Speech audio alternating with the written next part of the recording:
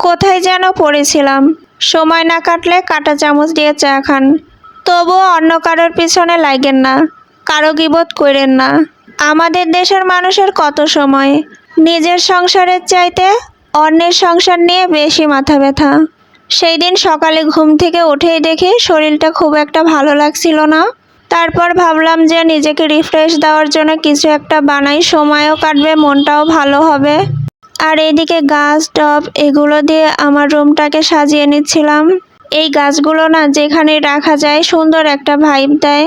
একটা সময় দেখবেন আমার রুম, রান্নাঘর এগুলোতে গাছ দিয়ে ভরে গেছে। দুপুরের খাবারে ডাল, ভর্তা, ভাজি এগুলো ছিল। তো পরে আম্মু বলল যে ডিম ভাজি করে নিতে, তাই এই তো এখানে ডিম ভাজি করছিলাম। দেন শাওয়ার শেষ করে নামাজ পড়ে এই তো খেতে বসলাম। আমার জীবনটা একদমই সাদামাটা। সারাদিন রুমে থেকে একটু একটু কাজ করা, আম্মুকে হেল্প করা, আম্মুর সাথে গল্প, বিকেলে ছাদে যাওয়া, এই তো। আর যখন ছাদে গিয়ে দেখি অনেক সুন্দর ফুল ফুটে আছে, তখন আমার মনটা অনেক ভালো হয়ে যায়। ওই যে তখন বললাম না কিছু একটা বানাই, তো এই পুডিং বানিয়েছিলাম।